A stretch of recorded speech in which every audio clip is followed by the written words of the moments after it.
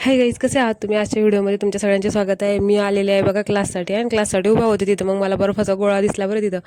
मग मला एवढा मूड झाला तो खाण्याचा, कारण की उन्हाचा टाईम आहे बघा. उन्हाच्या टाईममध्ये ना बर्फाचा गोळा खाणं म्हटलं तर एकदम भारी गोष्ट आहे आणि बेस्ट गोष्ट आहे. मी लहानपणी खात होते ना, माझ्या मम्मीला आवडतच नव्हतं बरं बर्फाचा गोळा, म्हणून आम्ही कधीच खाल्ला नाही. तिथे बघा ते दोन मुलं आहेत ना, वाट बघत होत्या, आणि एक जण म्हणत होतं ऑरेंज जास्त टाका, एक जण म्हणत होतं लाल जास्त टाका, एक जण म्हणत होतं काळा जास्त टाका.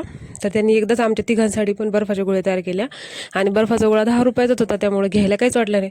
मग मी त्यांना म्हटलं की माझ्यासाठी ना लाल जास्त टाका. मग ते म्हटले ठीक आहे, जास्त टाकतो, कारण की मला लाल जास्त आवडतं. मग त्या मुलांनी पटापटा घेतला आणि त्यांनी मला पण दिले तेव्हा. आणि मग नंतर मी मस्तपैकी आहे ना आपला घेतला बर्फाचा गोळा. मस्त उन्हात, एवढं ऊन होतं ना, काही 3:30 पावणे 4चा वेळ होता, आणि मी आले बरं क्लाससमोर. आणि क्लाससमोर येऊन बर्फाचा गोळा खाल्ला प्रॉपर, आणि मग क्लासला बसले. मग जे अमोलला फोन केला, अमोल घ्यायला जाणार नव्हता जयसला, म्हणून मीच घ्यायला गेले बरं जयसला. आणि जयस आणि मी आम्ही घरी आलो.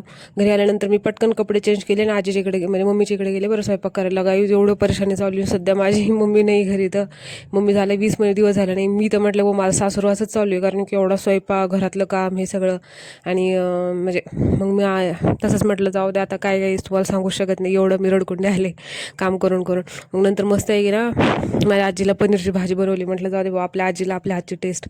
मग एकदम मस्तपैकी पटापटा घरी मसाला तयार केला. मला वाजले होते बघा घरी जायला 8, आजी मम्मी पप्पाच्या इकडं.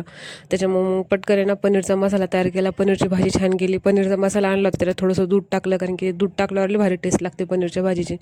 त्यामुळं आणि एकदम मिक्स करून आहे ना प्रॉपर असं ते दूध टाकून दिलं. आणि मग थोड्या वेळाने ना पनीरची भाजी झाली. अमोल आला बरं. अमोलला म्हटलं अमोल बघ माझ्या फोनमध्ये किती छान क्लॅरिटी आहे, आणि तू तो ओरिजिनल गोरात दिसायलास का काळात दिसायलाच, असं बोलले. त्याला खूप राग आला बरं. म्हटलं जाऊ द्या आता, याला बोलू द्या. मग नंतर मी मस्तपैकी आहे ना पटापटा कोथिंबीर घेतली, नाही म्हणजे पनीरच्या भाजीला फोडणी दिल्यानंतर मला ना पनीर टाकायचं त्याच्यात. मग एकदम छान छान आहे ना पनीरचे छान स्लाईस कट केल्या, आणि थोडं मला पनीर आवडतं बरं कच्चं, त्यामुळे मी थोडंसं पनीर खाल्ला, आणि त्यानंतर ते स्लाईस टाकून दिले पनीरच्या याच्यामध्ये. आणि मग त्यानंतर आहे ना पटापटा पीठ मळला, एका साईडला भात टाकला, पीठ मळलं, कारण की ना पोळ्या पण करायच्या होत्या मला. 9:45 वाजले होते बरं स्वयंपाकाला. मी एवढी कंटाळले ना आता स्वयंपाक करून करून. मग पनीरची भाजी शिजली बघा माझ्या, आणि पोळ्या करते मी आता.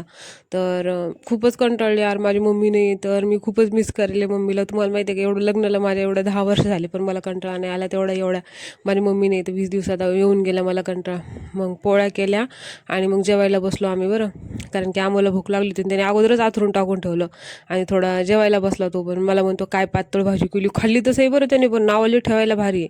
मग आजीने पण खाल्ली आणि मी पण खाल्ली. माझा तर व्हिडिओ कोणी काढतच नाही, तुम्हाला पण माहिती आहे, कारण की माझा व्हिडिओ कोणीच काढत नाही, मला स्वतःलाच काढावा लागतो. मग शेवटी मी स्वतः दाखवली माझी भाजी, मी पण खात बसले. तर गाईस, तुम्हाला कशी वाटली पनीरची भाजी, हा व्लॉग नक्की कमेंट करा.